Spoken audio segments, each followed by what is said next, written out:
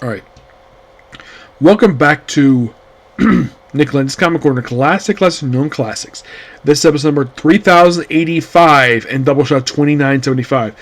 First up, we're discussing mostly put kind of, well, issues 217 to 235 of The Flash. But only about 4 or 5 of these issues here is the full issue, because everything else is the Flash story. Because a lot of these, pretty much almost every single one of these issues here, except for issues, numbers 222, 225, 229, 232, and 235, pretty much feature a Becca feature that features Green Arrow and Green Lantern. I think there's actually there's a couple issues in here. I think it's 229. Where it's has one regular story, everything else was all reprints. This was occasionally in the 70s. So a lot of these stories feature Flash teaming up. This, of course, is Barry Allen Flash, mind you. He has a handful of issues where he teams up with Jay Garrick Flash. There's one where he teams up with Jay Garrick, and I think even Green Lantern, to take on Vandal Savage in one of these issues. Yeah, there's actually a few team-up issues. Yes, because Green Lantern was basically a backup feature in the book, so occasionally they would have a team-up story. Which, why not?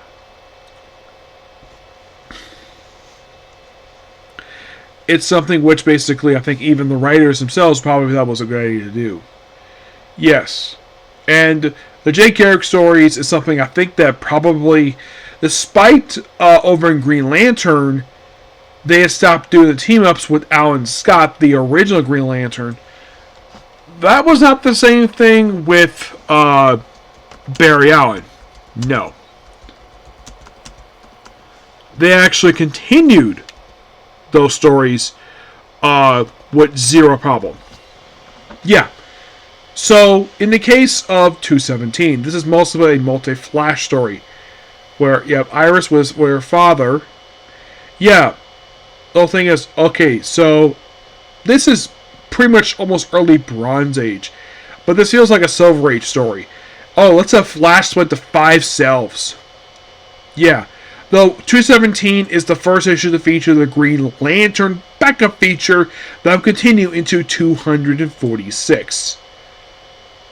218, this is an issue where Barry Allen loses his memory. He does not know what his face looks like. The whole thing is, and features the villain in this issue is Piper. The story is called The Flash of 1,000 Faces. By the way, Carrie Bates is the writer of this story. And here's the interesting thing. Carrie Bates is still alive. Yes. Yes, he is. Born in 1948, so he's roughly, let's see, 70, that'll be 2008. 80 is 2018. So I think he's like 87 now.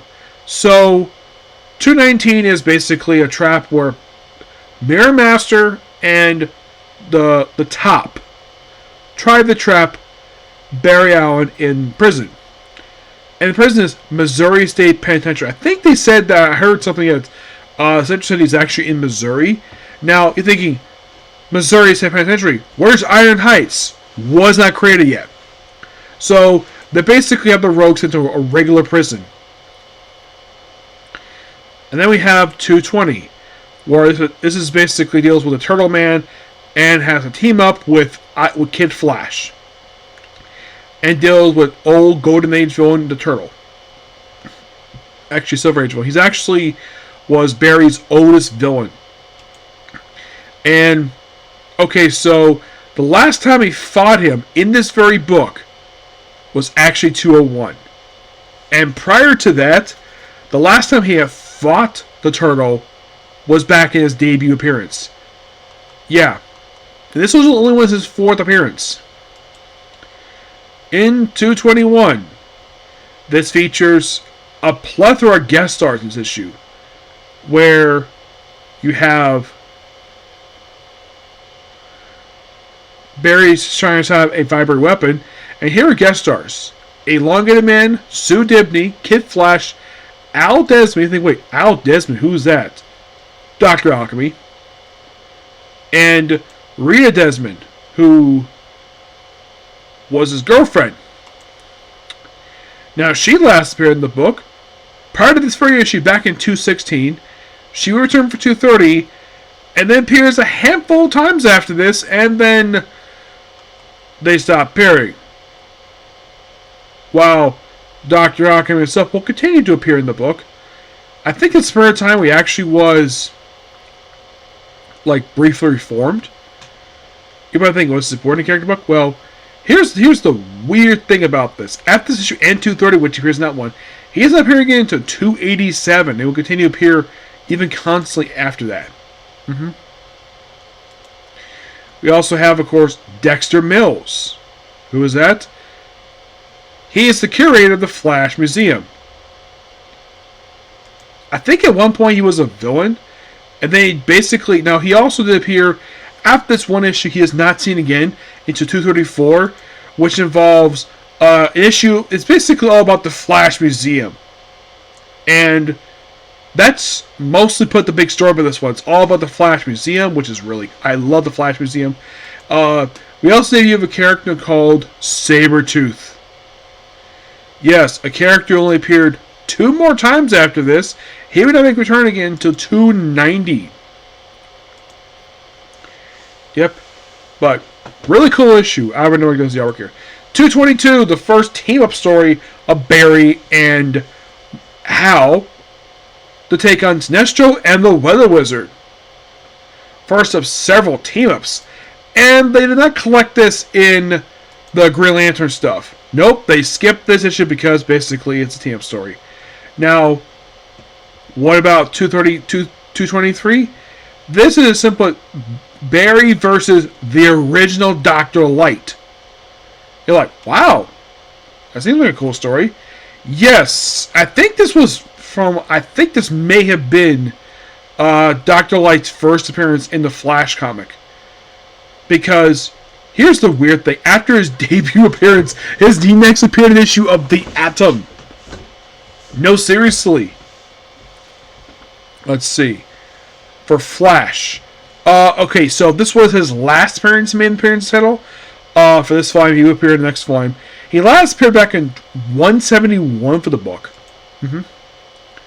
Now, 224. This basically features the whole thing with this guy called Charlie Cromwell. He is basically a detective. He's basically a friend of Barry Allen's. He didn't appear very much in the comics. No, this was, in a way, for the longest time, this was his penultimate appearance. He was first appearance in issue 187. He returned 232.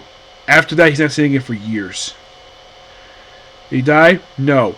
And then, in issue 225, this featured team with Hal Jordan, where basically Barry tries to have a battle with the Reverse Flash. Kind of an interesting idea to have these two basically where you have a team and you don't have a Green Lantern villain in the issue. Interesting. Now, 226 is a weird one because it's a weird case of Leonard thinking he is Barry and Barry thinking he's Leonard, because at one point you have Flash, Pegasus Flash, like, nope, this is my costume. Actually, it's the Captain Gold costume. It's a weird issue, but I kind of enjoyed it. It also features Heatwave as well. 227, where it features, yes, Captain Boomerang. Yes, will help his father. Yeah. Known as, and his father is apparently Aussie Green.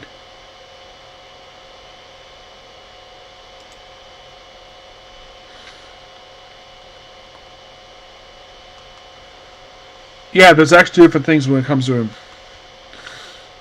Yeah. 228. This features Barry take on the Trickster. And having the writer himself guest star in the issue. Now, 229 is actually the first of 2 issues that are here where where the opening story is new, everything else is all reprint. And this is a story where we have Barry and Jay taking on Golden Age villain Ragdoll. And the Thinker. Yes, Ragdoll made his first appearance in Flash Comics 36, got killed off in JSA Classified number 7. Oh, by the way, the one you've seen over in Secret 6, yeah, it is the second one. The Thinker is another Golden Age. He's actually another Golden Age Flash villain who originally was not like this goofy look I see on here. Yeah. And just Barry making a visit to Earth 2 for an issue. Oh, and the rest of ones? Now, half of Green Lantern is better than none. That's a reprint story from Green Lantern 29. The Secret of the Handicapped Boys, reprint story from Flash 133. The Man Who Wore 10 Hats, reprint Adventure Comics 177, which is a Johnny Quick story. The Secret City of Flash 31, that's basically Jay Garrick. The Girl from the Supervised Dimension, reprint from Flash 145. Yeah. So we're getting there. Yes, we're getting there. Okay. So in 230, you have Barry and Dr. Ockham take on a fire demon. Okay. And it becomes basically Dr. Ockham again. 231, basically it's Flash taking on his rogues again. Though no Captain Cold in this issue. Because normally we put Captain Cold as the leader of the rogues, but this lineup is Pied Piper, the Weather Wizard, the First Mirror Master, Heatwave, and the Top. I think in one of these issues, like, the Top had this, like, satellite in orbit that never came down after a heist. And 232 is another reprint issue where this first appearance of Stacy Cornwall. Yeah, she is the daughter of, well, is basically Barry's old friend. And apparently she's a big fan of Ira West. Oh yeah, definitely. Yeah. Yeah, they had a later story here where she actually met Barry's father-in-law. And mostly it's a flashback story.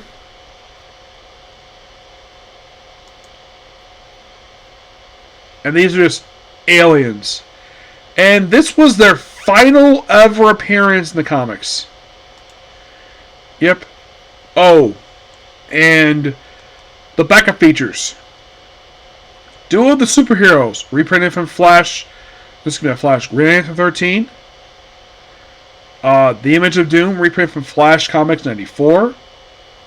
Ninth Wonder of the World, reprint from Adventure Comics 121, Johnny Quick story. Vengeance via Television, reprint from Flash 124.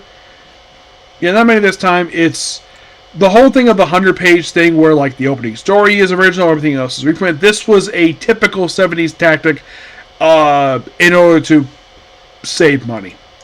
233, back to normal format here, where Barry is taking on Reverse Flash once again. 234, we discussed this one already. And finally, 235, which is the issue where Barry teams up with Jay Garrick and Hal Jordan to take on Vandal Savage. And this is also the issue where Stacy meets Ira West for the first time, which I thought was a really cool story here. Probably by far one of my favorite stories here. Yeah. And also, Vandal Savage has got this thing here where he's got gray in his hair. Yes. Not sure why, but he does. Really good issues here. I've got these issues roughly 8, 9 out of 10. Excuse me. Next up we have is Black Canary Volume 1. Which is 4 issues. Yes.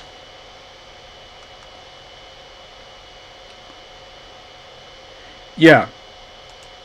Released in November 1991 and concluded in February 1992. Yes, coming up during a period of time where, because we have Green Arrow still in Seattle in these issues, basically This is set during Mike Grell's run for Green Arrow. And the story is called New Wings. Now, I do know...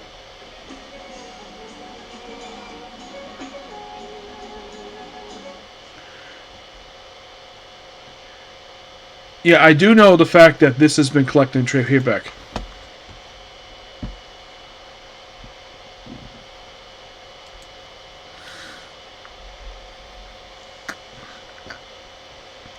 Well, we have Trevor Mundine in the artwork. I think he was the writer of the next volume for the series.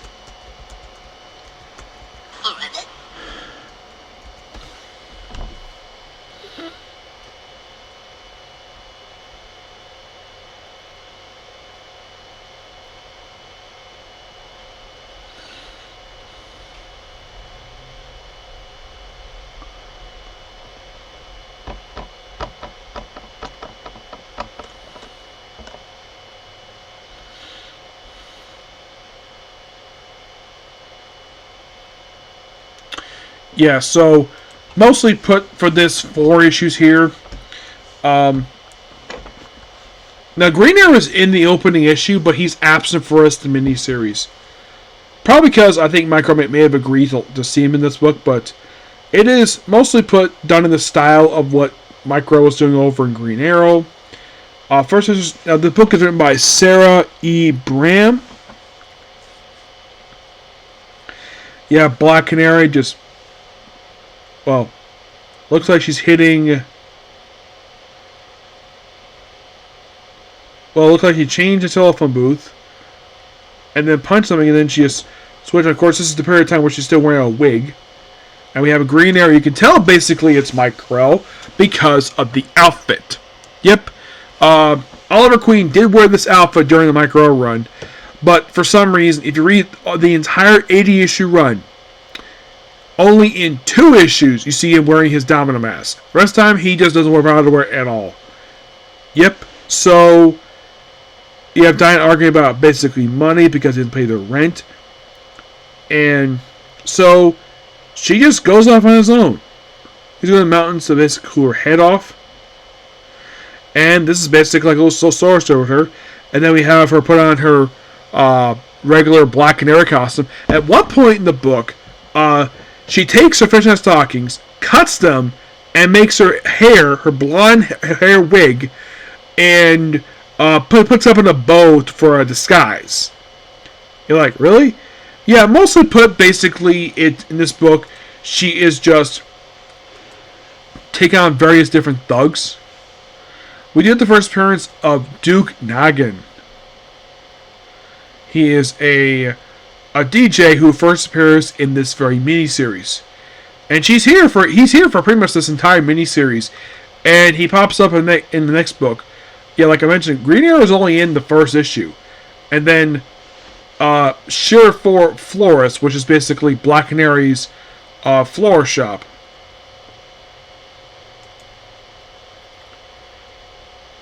It's only in the opening issue of this book.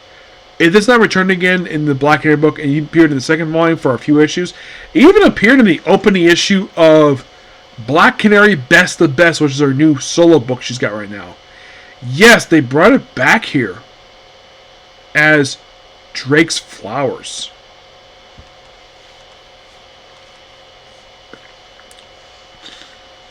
So yeah.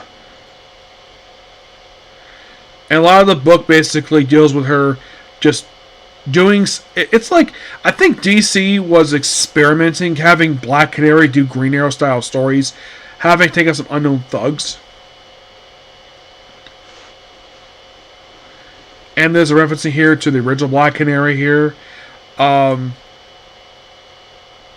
have her in the crosshairs. And some people do die in here. Those of you curious, though, is there any nudity? Not really. On the cover of the final issue, you have her in front of the Seattle Needle. Which, yeah, she's still in Seattle. And then, of course, after she appears next in Green Arrow 59. Yep, that's where she next appears.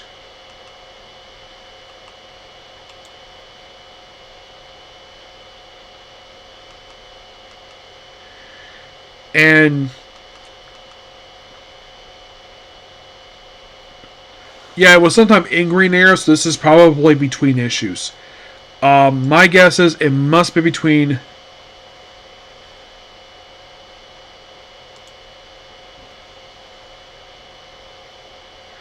Well, it's probably a period of time where she was not in the book.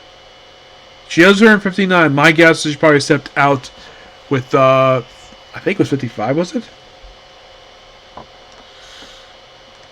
Let me take a look here about this one.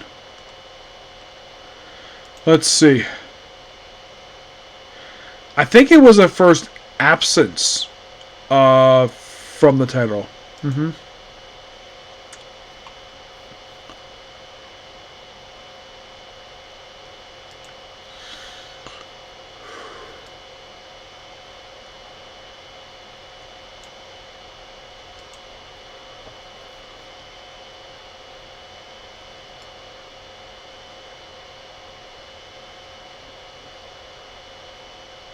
So it may have been issue 53. They decided to briefly write her out of the book. Mm-hmm. Yes. Yeah. So since the fact that the miniseries was released in November, so you could say that this is basically what she was up to when she was not in the main book. And then she went back to the main book. Yes, she did. She certainly did. She went back to the book and was there into issue 79. After that, I think she got her second volume of her solo book. Yes, I believe so. Mm-hmm.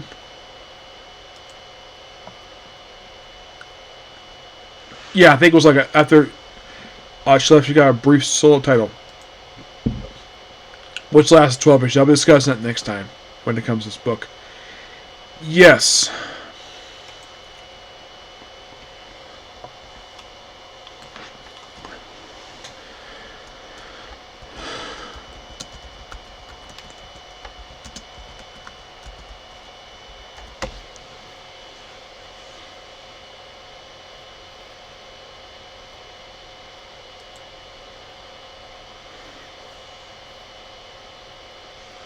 I could have sworn there was a trade paperback called this one. Because I remember seeing that basically the second volume was put in trade paperback.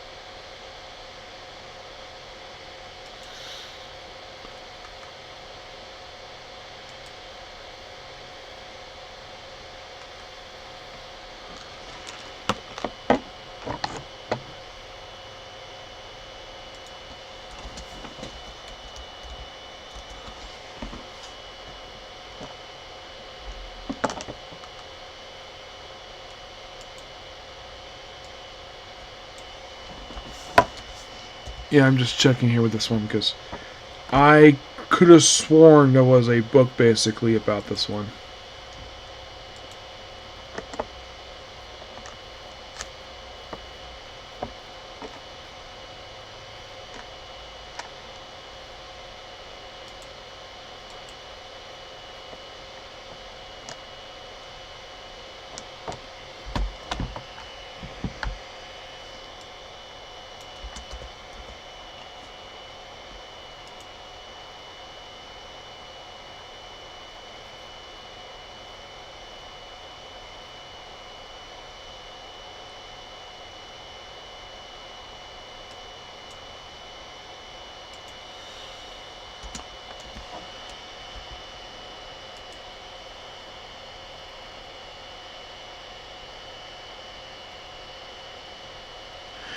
I thought there was, but I know the second volume does.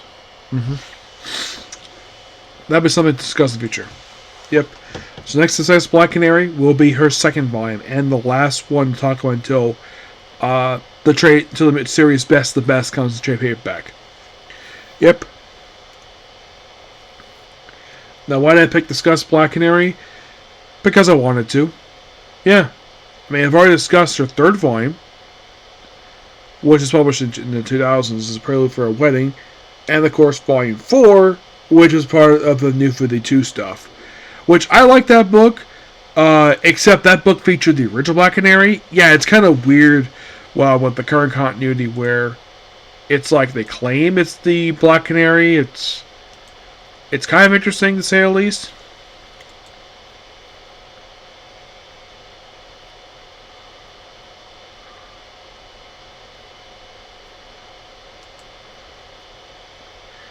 Yeah, the one we feature in the books is, well, Diana Laurel Drake Lance.